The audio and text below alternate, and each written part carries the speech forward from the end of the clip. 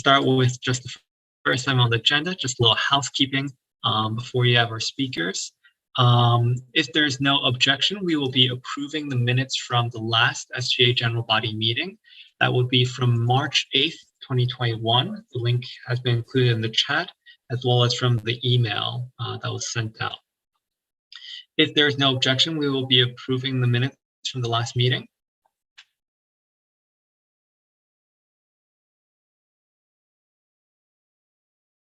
Okay, hearing none, the minutes from last meeting have been approved.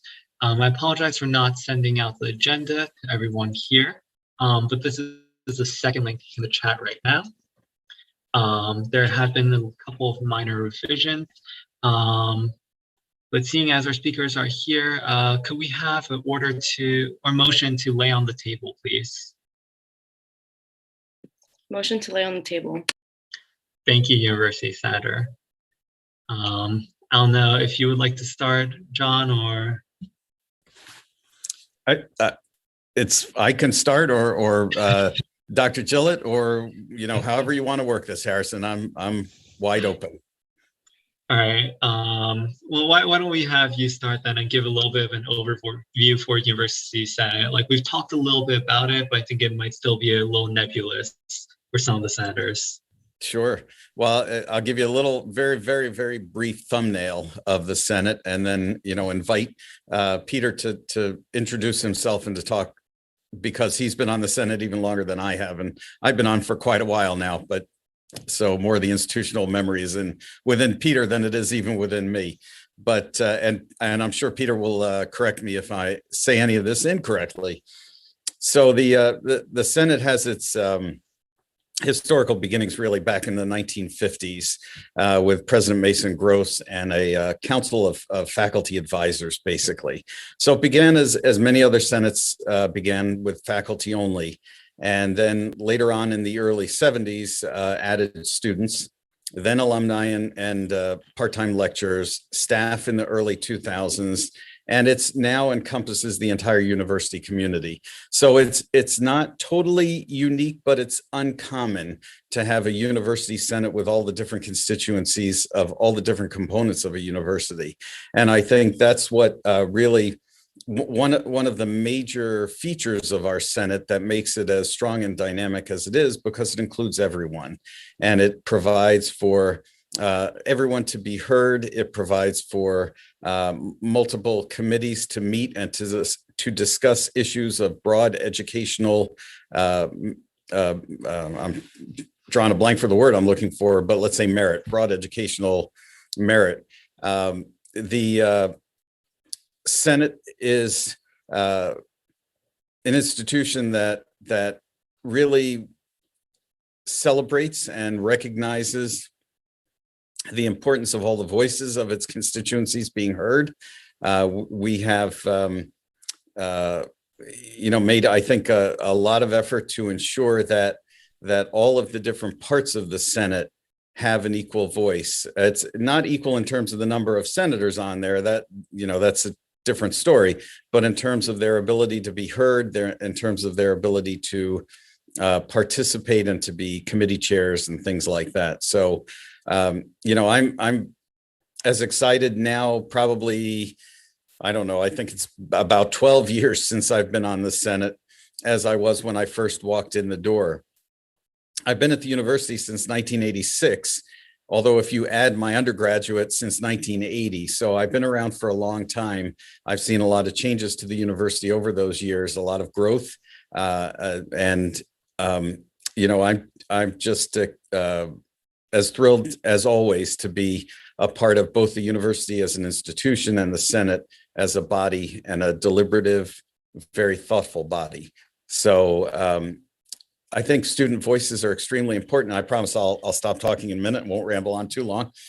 But it's Peter precedes me as Senate chair, and now is in the role of Senate vice chair, making sure that I do everything that I need to do as Senate chair these past 2 years. And we'll see, hopefully maybe one more year for me in that role.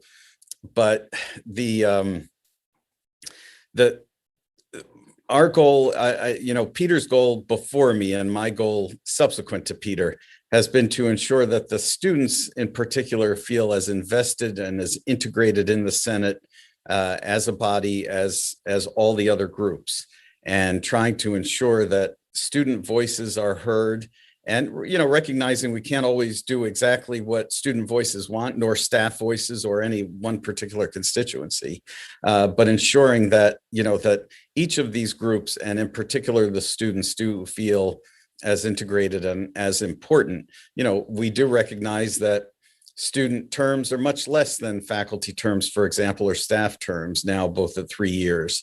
But that's because students are, not long-term participants in the community, because they tend to move on, graduate. Some go on to grad school, of course, and do have longer-term tenures at the university and within the Senate. But it's, I think, even more important because of the shorter terms of students to make sure that, your voices can be heard, and that we recognize and celebrate all the different diverse voices that we have within the community. So I apologize. I know I'm sort of repeating myself, but I'll stop now. Let Peter correct me or add. Well, I certainly don't want to correct you, Senator Oliver, but I will add, this is every faculty member's delight, of course, the opportunity to provide answers without anyone even having asked a question. So as not to presume too much on the limited time available, I will say a little bit about specifically what the Senate does, and I'll talk about what I see right now as our two biggest strengths and our two biggest weaknesses. That will be a starting point, and we can certainly follow up answers to specific questions if you have them at a later stage. So, what is it that the Senate does? The least important thing that we do is the four things that the Board of Governors has given us authority to work on our own. And I say the least important because there's only four of them, and they hardly ever crop up. So one of them, for instance, is that the Senate is actually responsible for establishing the norms for teaching loads. That crops up approximately once every 30 years. And so I think in your time at Rutgers, we're never going to be working on that. We also work on admissions policies, which again, when the university has an admission policy, there's been no call to change it for a very long time. So that's not been very active either. We work on establishing the standard academic calendar. And that, of course, does crop up all the time in the sense that there's always a calendar, right?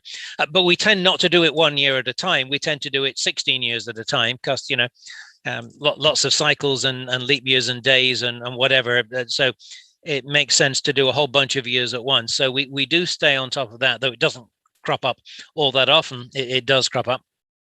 And perhaps the one that we work on most is the relationships between academic units.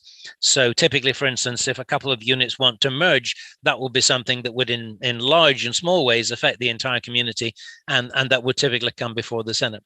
So there are four things that the Board of Governors has said the Senate is in charge of. The second thing that we do, which is also the second most important, is that there are certain matters on which the Board of Governors has said that the president may not act without first consulting the Senate to find what the university community thinks. Now, to be fair, he doesn't have to take our advice when he gets it, but he is required at least to get it before acting. So that's a possibility too. And so sometimes the president of the university comes to us and says, well, here's something we're thinking of working on. Can we have some kind of feedback from the Senate? And the third and final thing that we do, which is where in fact we spend most of our time, is that we are free to provide advice in the general area of broad educational policy, is the phrase John was looking for. We're free to advise on anywhere where we think our advice will be helpful. He's not obliged to wait for that, of course, but nor is, as before, nor is he obliged to take it when he gets it. But that is in fact what we do with most of the time. That is, we identify issues, typically issues that affect the broad community in the sense of affecting students and faculty and staff and so on, and typically that go across Rutgers as a whole. So we don't look into local issues on Livingston campus, for instance, and we don't specifically focus on New Brunswick, but most often we're working on things like, for instance, something that's been topical recently at the executive committee is smoking, and before that, climate and so on. You know, it's not like you can fix the climate in New Brunswick and leave Newark to die in a poisonous death all by themselves, right? So it wouldn't make any sense to try and have a policy for New Brunswick that didn't apply across Rutgers. So those are typically the kind of issues that we might get involved in doing. All right, so I said I'd talk about briefly about our two biggest strengths. And so I'll do that. So diversity is our biggest strength, I think. Strangely, at Rutgers, where we think of a different kind of diversity, but particularly, as Senator Oliver said, across the country, and particularly in the Big Ten, where we now operate in the Big Ten Academic Alliance, most senates or bodies comparable to ours are literally called faculty senates, and the name reflects their constitution. And so it is, as Senator Oliver said, it's unusual to be able to draw on faculty and students and staff and alumni and PTLs and administrators in a common body. So that's an obvious strength in a sense. What was less obvious to me and was less clear till I was holding the position of chair, and I got to meet with my colleague chairs from the other senates across the Big Ten, was what the practical implications of that are. Because in most places that have faculty senates, they spend most of their time working on things like faculty working conditions and remuneration. And that's a natural thing because someone needs to be working on those problems. And we're in the position at Rutgers that not everybody welcomes, I understand that, but this is a unionized university, and the union works on those problems. And one of the consequences of that is hugely liberating for the Senate, which is it actually provides us with the opportunity and the time and the resources to be working on things other than faculty working conditions and remuneration. So the opportunity to take up all these challenges of advising the university when we're asked to, or advising the university regardless when we think it's appropriate that they hear our voices. Those are huge advantages that we have at Rutgers that most of our peers do not have. So what are the two weaknesses then? Well, the first of them is that what I just told you there, most people don't know that. Which is a bit of a tragedy, really.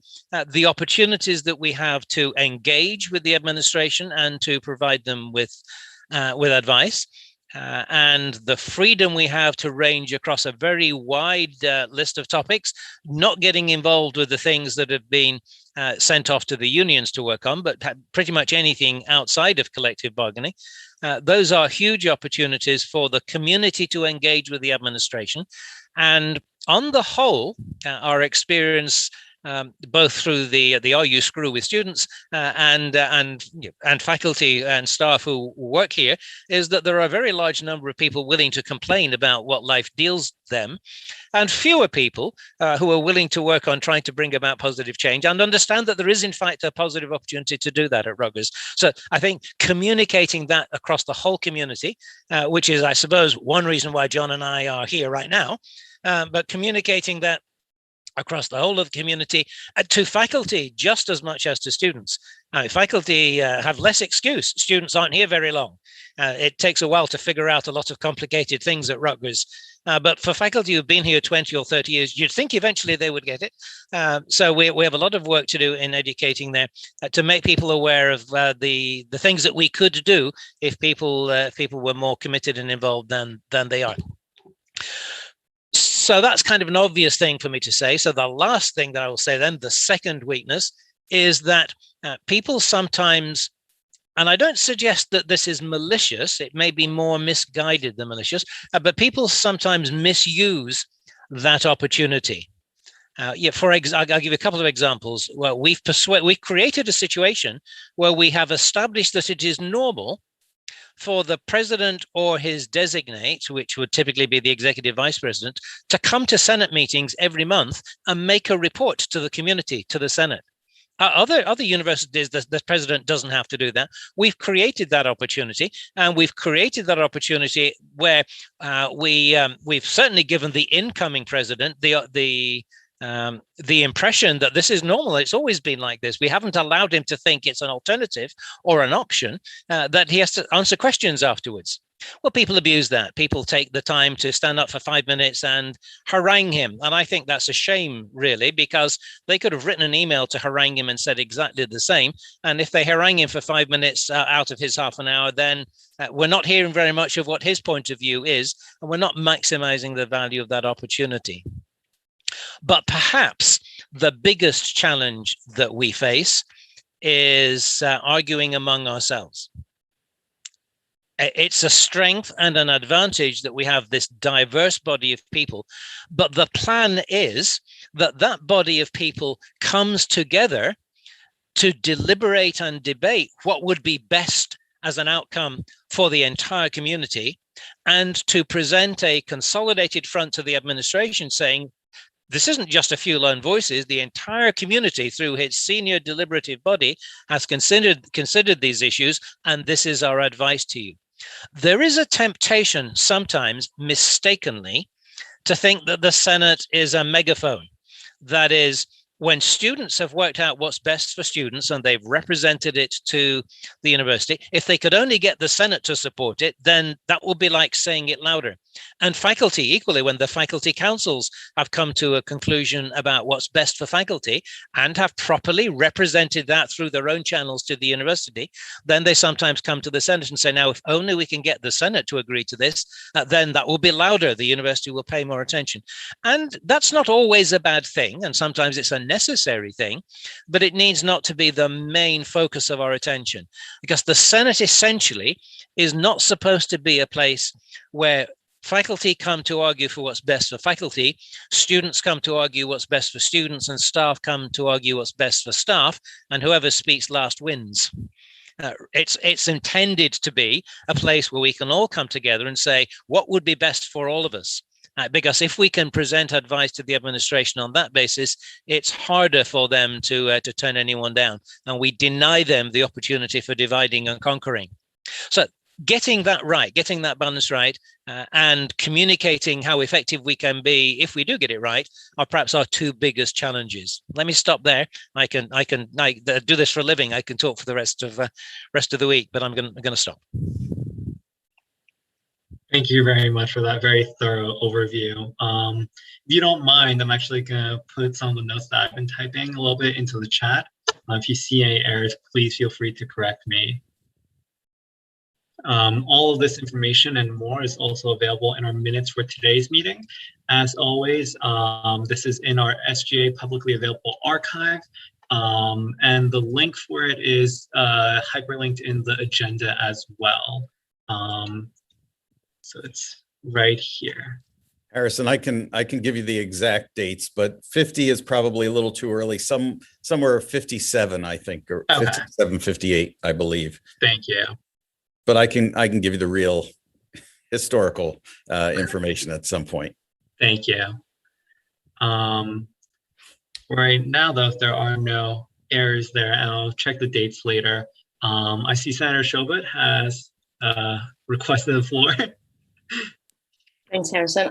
First off, thank you so much for being here and talking about the University Senate and the importance of it. I think it's very important, as we've discussed on University Senate, the importance of student representation and student involvement, and just raising awareness, not just for anybody that wants to be on it, but to keep track and to look out for what the Senate is doing, hoping, in the future, we can increase engagement. Can we talk a little bit about charges and who can submit charges to the executive committee, to separate committees to look into specific, things that need to get done, just so everybody can have an understanding of that?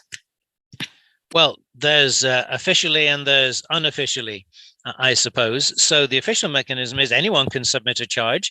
I put into the chat just a moment ago a link to the Senate website, because factual information, as opposed to John and my stream of consciousness, can be obtained from the Senate website. It's not a widely known website. I use it daily, but others don't. So there's lots of information there. And one of the things that's on there, if you go to charges, is there's a form. So we've recently automated this. You don't have to remember who to email or how to go about it. There's a form you can fill in to submit a charge. Now, officially, charges then go to the executive committee, and the executive committee will discuss whether it wants to issue them to committees or not. Unofficially, there are opportunities if charges are submitted early to do some filtering. So if a charge comes the day before the deadline for the next executive committee meeting, there isn't always time to do that. If charges come earlier, then there's the opportunity for the executive secretary, primarily, though she may well consult the chair or the vice chair, whoever they are at the time, to take a look at those before the executive committee and to get back to the people who submit them. Because not everything is appropriate and suitable as a charge. What we try to avoid then is a situation where somebody submits something that can't possibly be issued, goes to the executive committee, and the executive committee says, well, this can't possibly be issued, and then they don't. Because sometimes in that situation, there was a perfectly good problem that needed to be worked on. It's just that this charge wasn't going to be doing it, or this charge wasn't within the remit of the Senate. So often what we try to do, if we have enough time, is that the three of us will try to send something back to whoever submits it and say, look, we'll send it to the executive committee if you insist, because that's your right. But our guess is they're going to laugh and turn it down. But here's what you might do to fix it. So if you want to change it in this way, if you want to make sure you've extended it to cover all the campuses, if you want to make sure it's not just focused on students, these are ways in which it might be a more attractive thing for the Senate to do. So we do. We're not looking to stop things getting to the executive committee so much as not waste the executive committee's time on things that clearly couldn't be issued at all.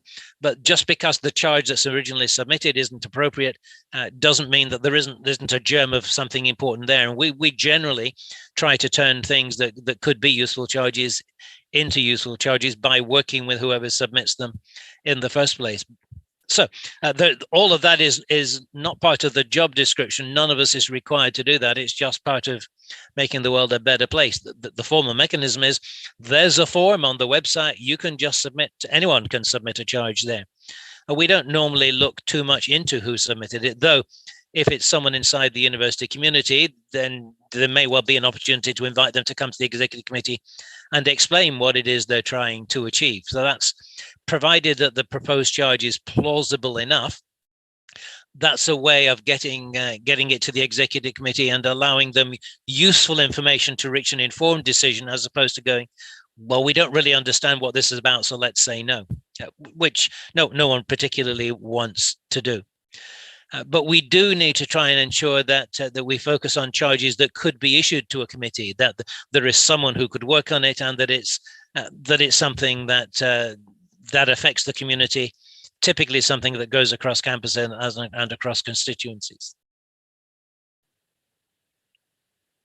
One thing that we particularly don't like, and this may be more helpful to students because it's more often an issue for students than it is for faculty members, is that when we ask a Senate committee to give up time to work on a charge, we generally want them to work on problems.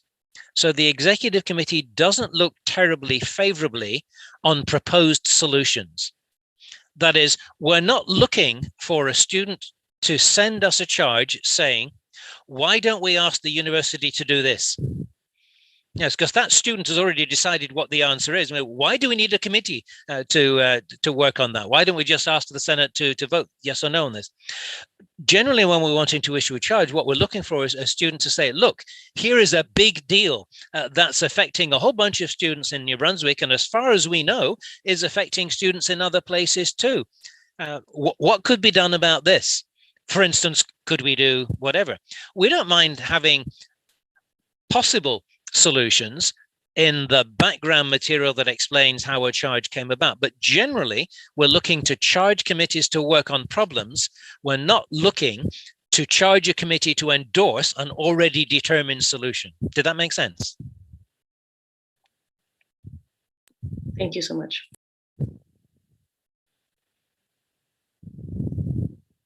So just to restate what you said there, because I think some might not be aware of like what a charge is.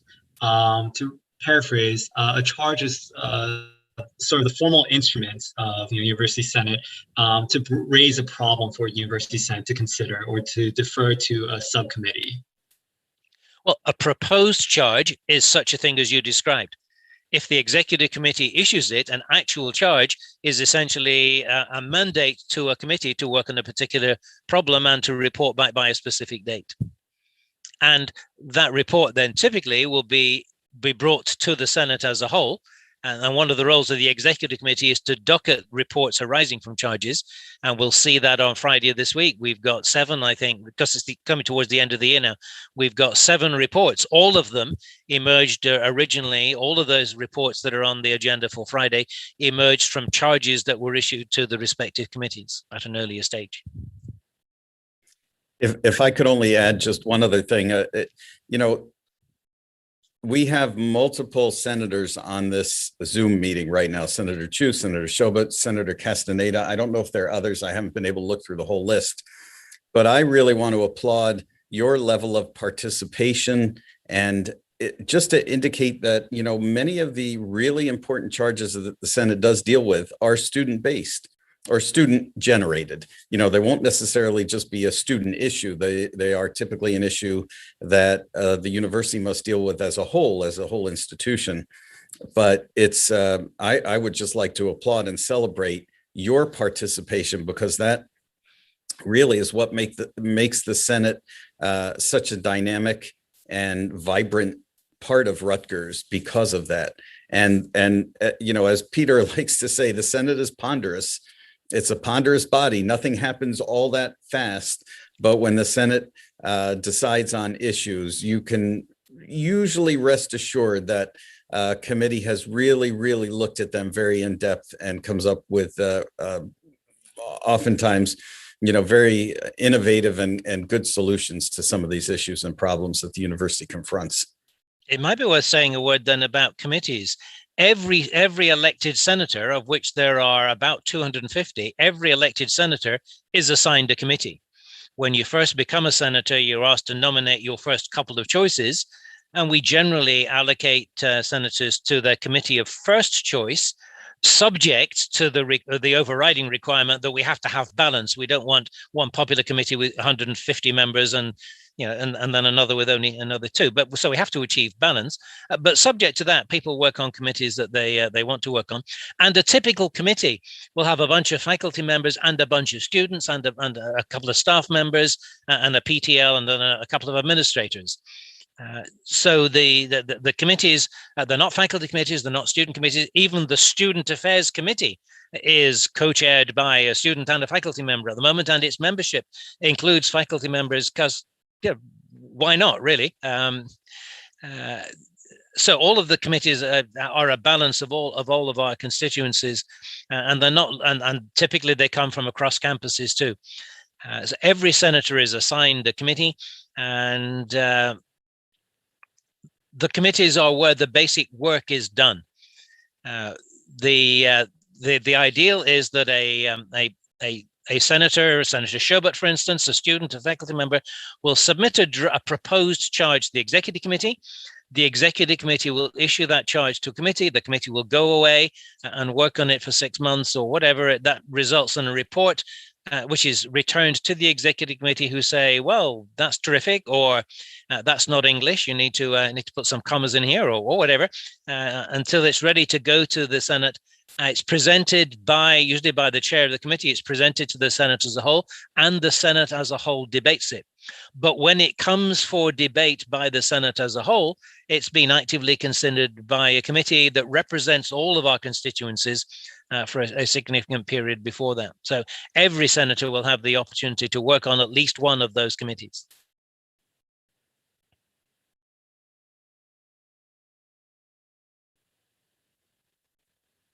Thank you very much, Dr. Gillett. Are there any other questions from senators? I don't know if our media committee has got any comments or questions from a live stream as well.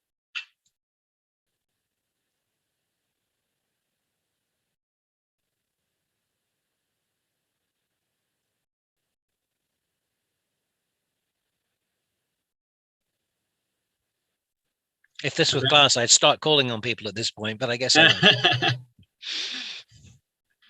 What about any members of the association?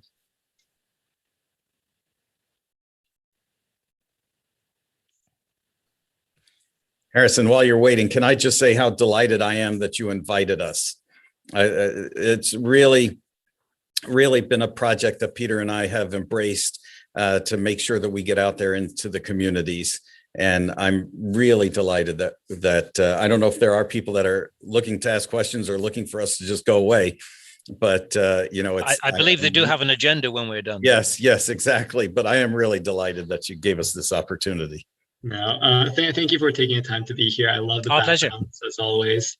And really thanks again to Senator Shobut, who really helped coordinate all this and put it together. Definitely. Well, if there are no further questions, thanks from our president as well. I'll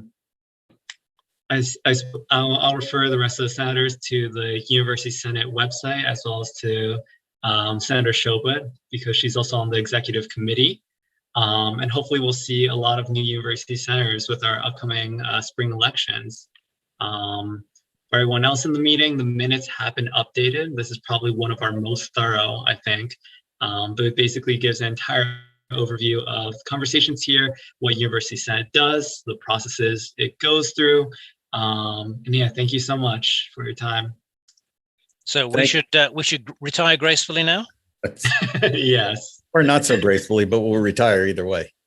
All right. Thank you, everybody. Take care. See you. Take care now. Bye-bye. All right. Hopefully Senator Shobut and I will connect with Chair John Oliver and Dr. Gill later if there's anything that we missed or any inaccuracies. If you have any questions, please do speak to myself, the speaker, and also University Senator Shobut, just for her extensive experience working with the University Senate, as well as any of the other university senators in here. Thank you all for your time. Since it's been nearly 50 minutes, if possible, I'd like to continue back to our agenda. So we'll pick up with, I believe we're on item C, Executive Board Reports. I'll just rush through legacy. We have a bit.ly now. It's in the agenda. Thank you to our Madam Secretary Tala. The emergency fund is still open, and for the upcoming Rutgers Giving Day, which is, I believe, on Wednesday, March 24th, 2021, you can select which specific funds or causes you donate to. So please do check that out. There's some other little gifts if you donate a certain amount. I believe our president has some updates from over break. Thank you for bringing in the link. I was just about to ask for that. Yeah. Yes. So I have some miscellaneous updates. I encourage you senators to speak about this if you were involved during the hearing of the SGA, but I wanted to, given time is more limited this meeting, I wanted to make sure they were highlighted, even though over break, right, as students, we're on our break, but I thank everyone for, continuing all the different efforts. So first, the RUPD Public Safety Committee commenced. It was a good meeting. I'm appreciative personally that they're trying to open up to other students and other stakeholders at the university and our campus. So that should prove pretty effective. And one of the main asks, I guess, was that they should really be more active on social media, or that we could kind of, just so that students know who RUPD is, they know they can call or go there if they have an issue or something, but they don't know who's there. And we think that if they do know who's there, that could help with the barrier of calling in the first place or reaching out if you're experiencing some kind of trouble or problem. Secondly, the efforts in the RBS Prayer Space Initiative, they continue. I thank everyone who's involved, and I encourage you, if you are involved, to speak on it later in the meeting. Senator Christine Khalil and I sent a letter of support for the motion to add resources to the back of the RUID. This is a joint effort between all three campuses. The resources that we want added to the back of the RUID are the National Suicide Prevention Hotline and another for domestic violence. And yes, there was a joint letter sent out prior to spring break as well, with multiple campuses supporting, and also not just Rutgers. And I also thank Senator Zahra Hussain for drafting the statement in support of our Asian community, and we were able to get that out somewhat promptly. We got that out last night. Wanted some more feedback, but I think it was pretty straightforward. And I know she'll continue efforts in that area. Okay, so again, we always have these resources in the agenda. Then I'm going to move on to graduation. So graduation, they sent out an email, or should have sent out. Let me know if you're graduating or if you are friends with graduating students who did not receive the email. I'm aware of some from multiple schools that did not, and I believe no one at SPA received it. The email said that, went out last week, that you have 2 weeks to purchase the regalia so that you can have it in time. So I really want to promote that. It is contradictory to what we are doing, but I do want to put that out. There's a time constraint on that. It would have been helpful if we, or the working group on commencement, had known earlier about this, but from it, I get why, that needs to be purchased in advance now.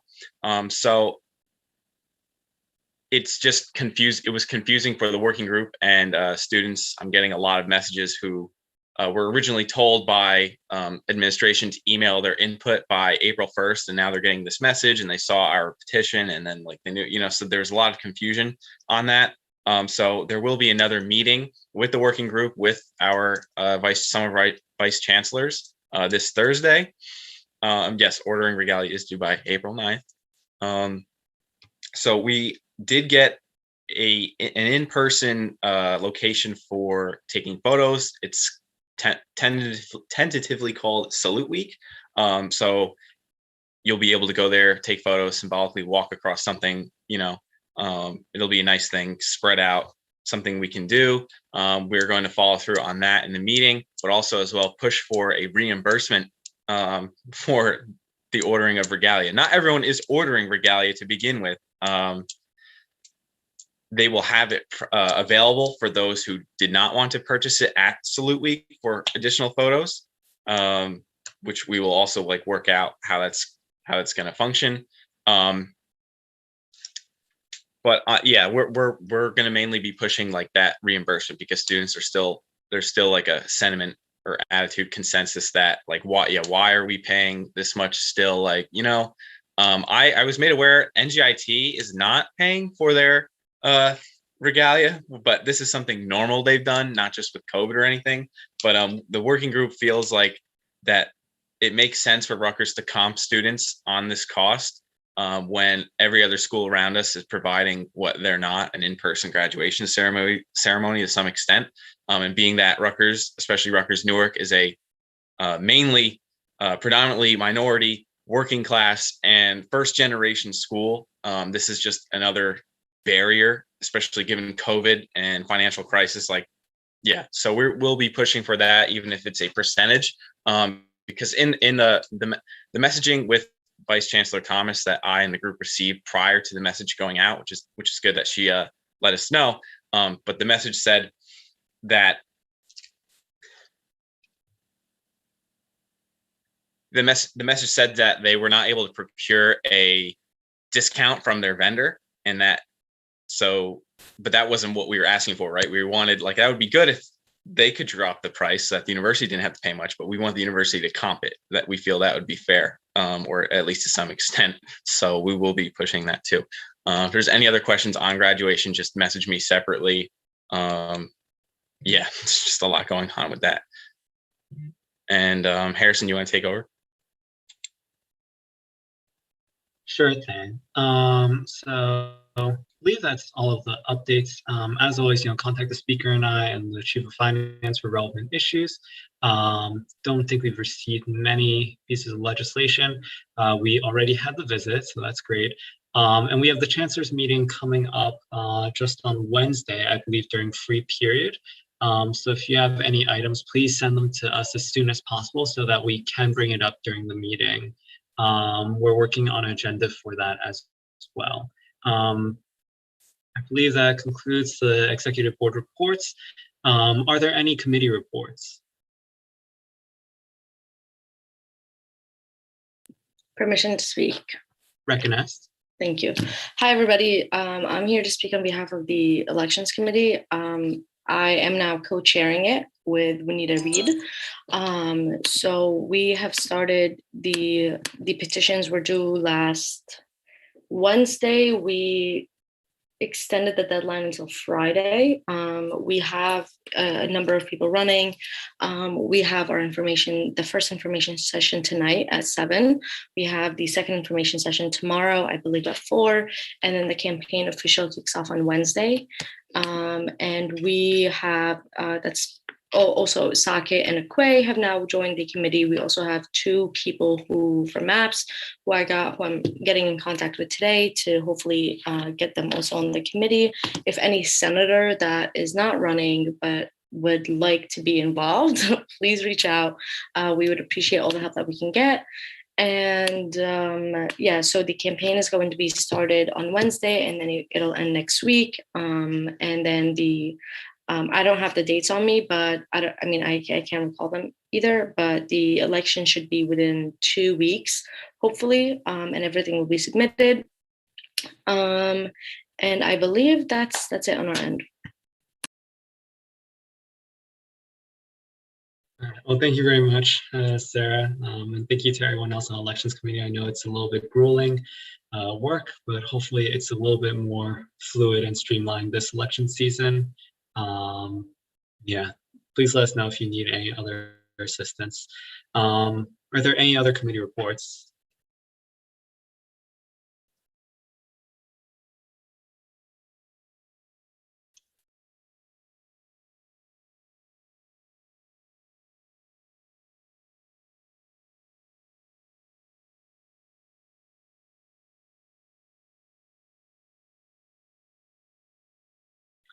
Are there any other committee reports? Okay, moving on. Are there any Senate reports?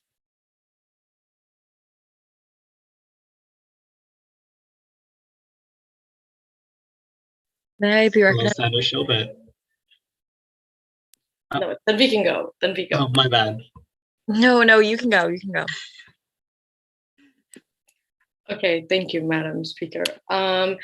I have been talking about this for so long, and I keep forgetting to send it to you guys. But I have so as the co-chair of the Student Affairs Committee, we are presenting our alumni charge this Friday to the Senate. I'll be presenting it on the Senate floor, and it'll be up for a vote. Hopefully it passes. I really hope it does. I don't see why you wouldn't. But I will send it to Harrison. Hopefully we can share it to the rest of the SGA so everybody can take a look at it. Anybody can attend these meetings, I'm pretty sure.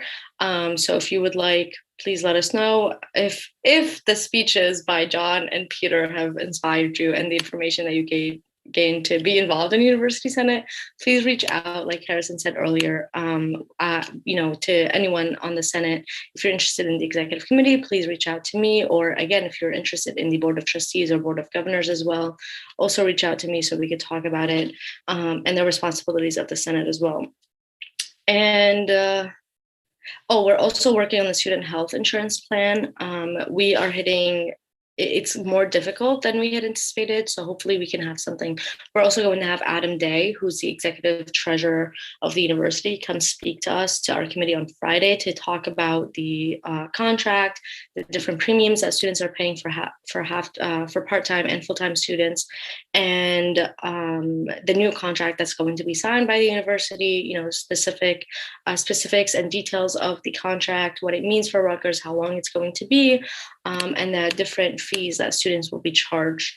And I think that's it on my end. So thanks.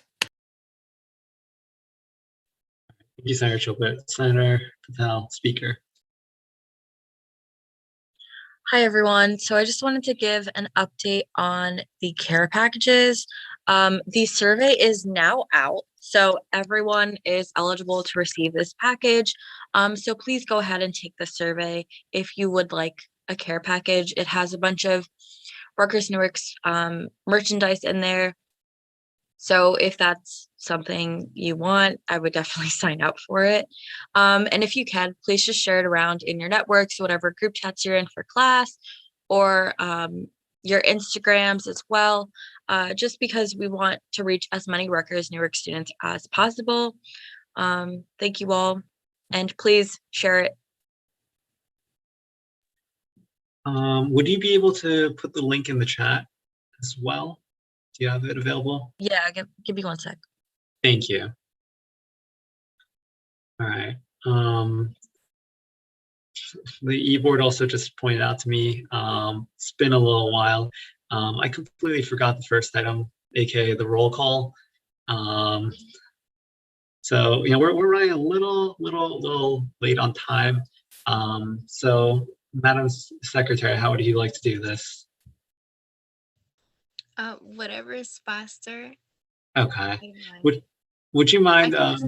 Yeah, I can just look at the participants. Okay, great. And if there's anyone not currently in the meeting, we'll just do a quick name check afterwards in the chat. But yeah, just for the sake of expediency, someone would like to have their name called, that recognition, please feel free to call me to order using an incidental motion. But otherwise, are there any other Senate reports? Thank you, President.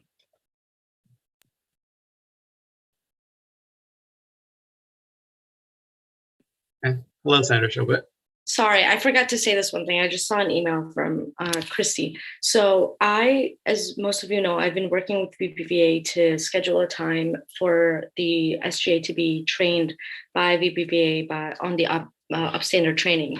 And I had created a doodle poll and sent it out to everybody, but then I checked with Christy and those dates don't work. So I'm gonna put some dates in the chat, and if y'all could get back to me on a few, 2 days that work for you, so we could pick the majority, and I can get back to her. One of the biggest things was she wanted it sooner than I had talked about, but it's because I understand people have work and at least 2 to 3 weeks to get off work, request days off and just to plan in people's calendars. But I also put it in the chat on our WhatsApp chat. So if we could have something figured out by Wednesday, so I could get back to her, that would be great. I'm going to read off the dates as of right now. Monday, the 29th from 10 to 11:30, Thursday, April 1st from 11 to 12:30, or 2:30 to 3:30, Tuesday, April 6th, 12 p.m. to 1:30 p.m., or 2 to 3:30, Monday, April 12th from 11:30 a.m. to 1 p.m. And then Friday, the 16th from 10 a.m. to 11:30 a.m. 10 to 11:30 a.m. So those are the dates. I'll also put them in the chat. If you guys could get back to me with, and also the same thing goes to the e-board and to the Judicial Council. If you're interested in them, please feel free to reach out to me so I can also include it on the list that I'll be sending it to Christy. Senator Shobit, I don't know, it's sort of weird since it's those set time blocks, but if you could send a let us meet or something Okay. Or a multiple choice, anything like that. Just so that way we can. I'll create a Google form and I'll send it out. Okay, thank you. Senator Miriam. Thank you. I just want to ask a quick question about the let us meet or the VPA meeting. Do we all have to attend the same one, or how does that work? It doesn't have to be the same one. We are trying to have 2 separate dates of trainings. So once I see the 2 dates that have the most attendance, the most, numbers of senators, and I'll be, the people that can't make it to these days, I'll reach out to them and be, ask if there's some things that could be moved or just to let them know. Also, if you got trained, I know people got trained last semester or last spring. If it's been a year or more than a year, then you should probably get trained again, because a lot of things have changed given the pandemic, and a lot more instances are taking place and responses may differ because of resources.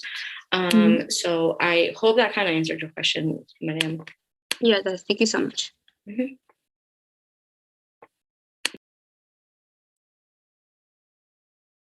you, Senators. Are there any other Senate reports?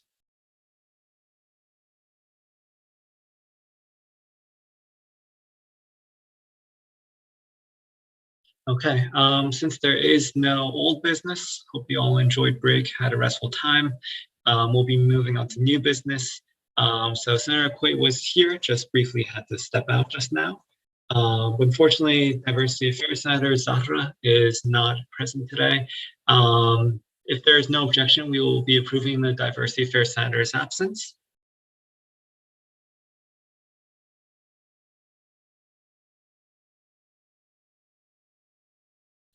Okay, hearing no objection, Diversity Senator's absence has been approved. If there is no objection, we will be approving RVS Senator's Sackett's absence.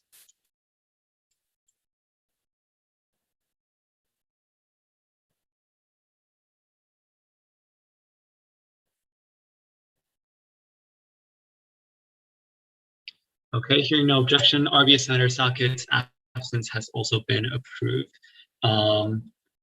Once again, someone can feel free to call me to order. Madam Secretary, is there anyone else who is not present or has not been excused today? I also have Robert and Sateva and Robert just joined, I believe. oh, perfect. Yes. No problem, Robert. And Brendan as well.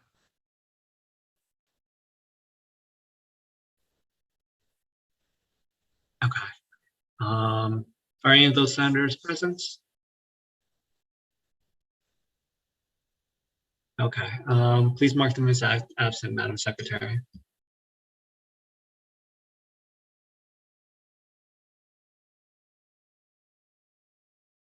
All right.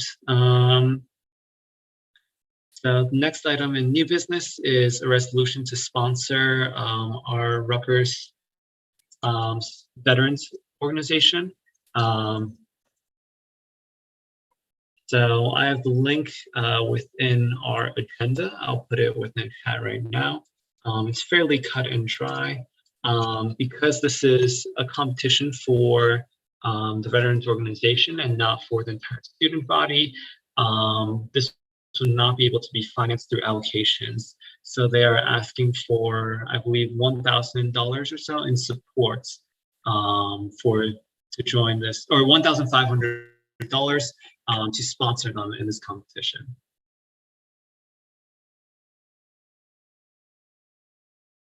I can also share my screen. I'll give some more context. So RSVO, their president executive board reached out to us, and they were communicating with Will, our chief of finance, going back and forth, like, how we could figure something out, explaining what the event is, when it is. I believe it's in June, but they have to sign up soon. And normally it's something they would do, but because we wanted to prioritize allocations board first, right? We looked into that. It won't work because it's an exclusive. The event is exclusive in nature, right? Because it's a team, it's a competition, right? It'd be the same thing if like the dance team, like any of our dance teams in the past, they couldn't go to allocations for extra money because it's just for them, I believe. So because of that, and because they don't have as much funding as normal because COVID, and we decreased that because most of the other student organizations have not used their money. They would be in this case. It would be the normal money they would get. They would get more than that, I believe. So in light of the situation, we could fund them for this and sponsor them. So it could be $1,500 from our general fund, which has over 30,000 remaining in it currently. And if you want to decrease that amount, 1,500 from the general fund, you as an individual senator could put up some of your funds to total, a 1,500 amount, and whatever difference would be taken out of the general fund. Are there any questions?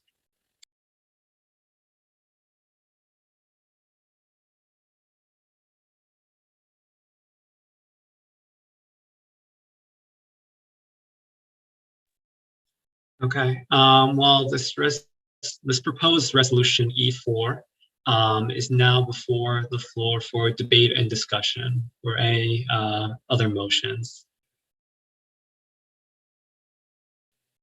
I have a question. How much would be left in the general fund after this bill gets passed, if it does? I'll give you the exact amount in 20 seconds.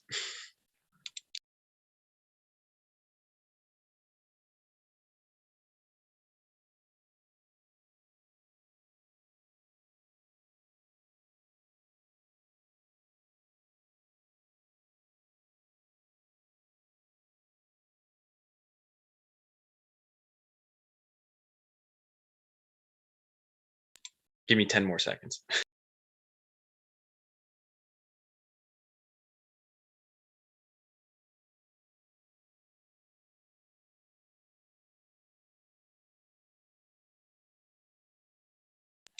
Okay, the amount would be if $1,500 were taken from the general fund, there would be $32,590.98, and I'll put that in the chat.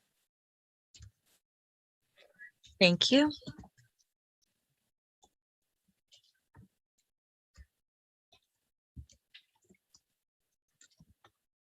Is there any other debate or discussion from any senators?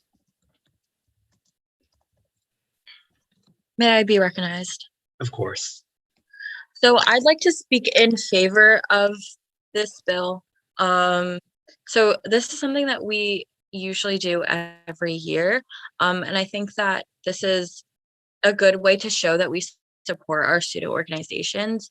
And I do think that like this is for a good cause, you know. And I think that since we do have the budget for it, whereas student organizations don't have as large of a budget as SGA does, I think that it's only fair that we can give back in any way that we can. So I think that's the reason why I'm in favor of this bill. I rest my time back to you, Mr. Chairman. Thank you, Speaker. Is there any other debate or discussion on this proposed resolution?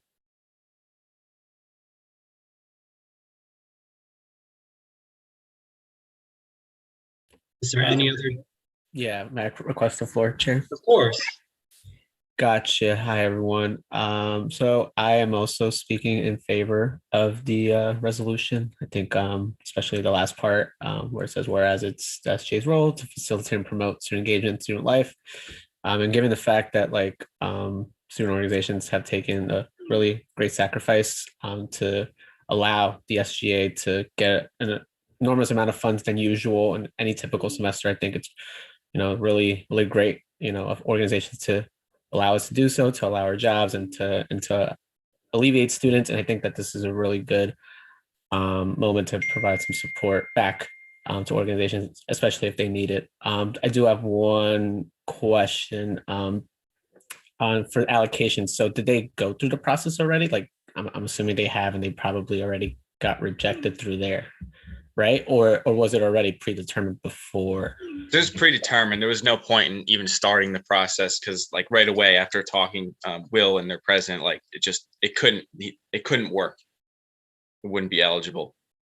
Cool. Okay. Then yeah, then pretty much that's all I have. Yeah, fully support this. Rest my time. Thank you, Senator. Is there any other debate or discussion regarding this resolution?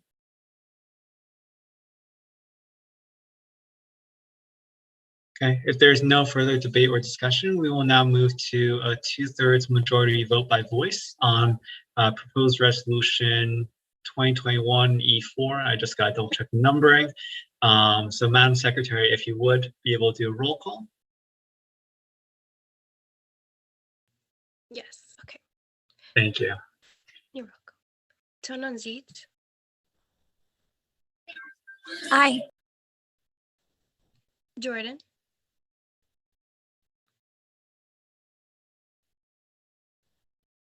Jordan. Aye. Okay. Awesome. Tanvi, Aye. Yvette, Aye. Adele,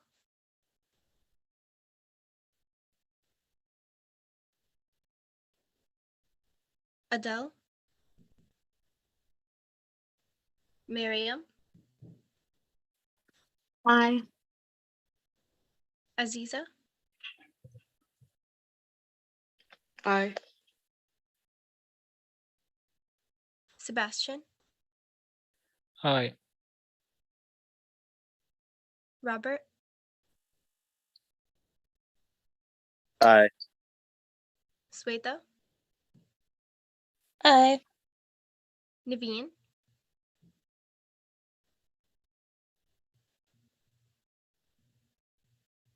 no problem, Adele. Naveen,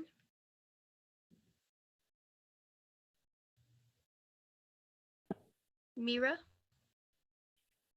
Aye. Christine, Aye. Kate,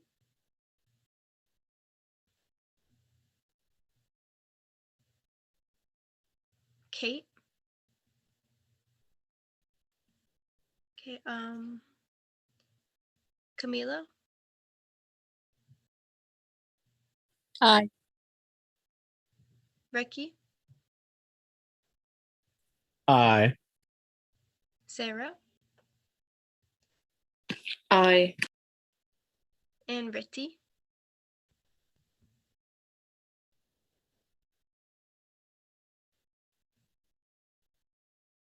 Okay, and that's it for roll call.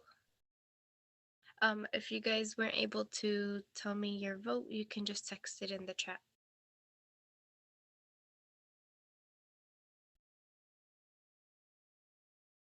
Thank you very much, Madam Secretary.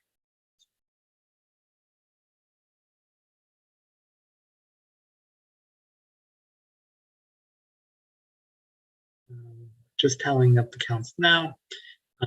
It appears to be unanimous.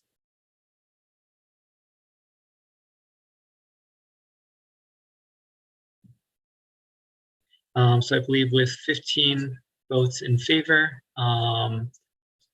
none opposed, we do succeed the 2/3 majority, and proposed resolution 2021 E4 does pass. Thank you, senators, for supporting Rutgers Student Veterans Organization, as well as our veterans overall. And best of luck to RSVO in the charity competition. Okay. The next item, I believe we finished new business. The next item on the agenda is hearing of the SGA, where it's open comments for any member of the association. Are there any comments from any association members?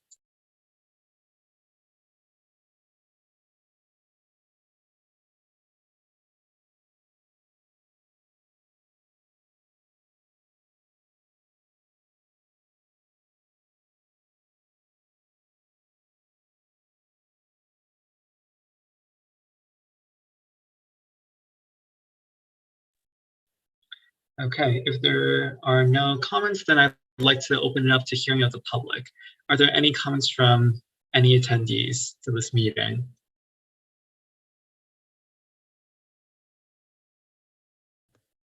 Hello. Hi. Hey, Caitlin. Okay, cool. I was like, I don't know, my mic is not working today. Hi, everyone. My name's Caitlin. I'm a campus organizer with NJ Perg students, and I just wanted to talk about this awesome event that NJ Perg is hosting this Thursday. It's a hunger panel. It's to have a discussion about hunger and homelessness and those unrelated issues at Rutgers Newark.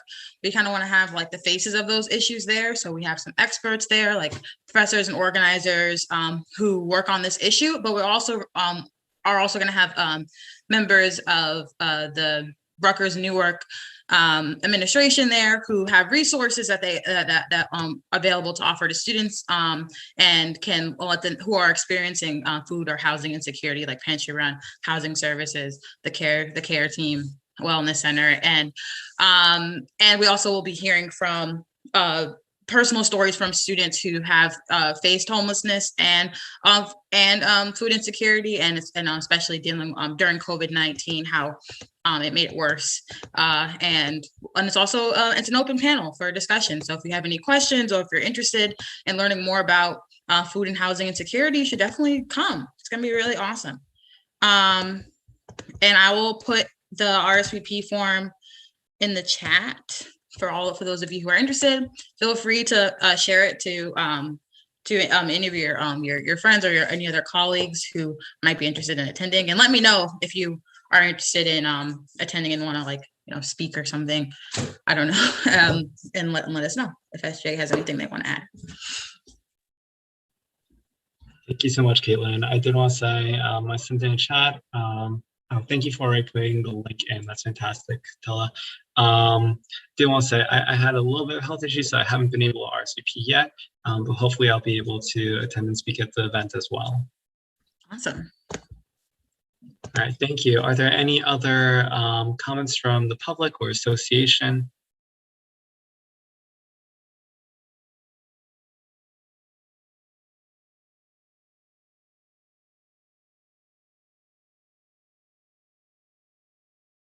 Are there any other comments from the public or the association?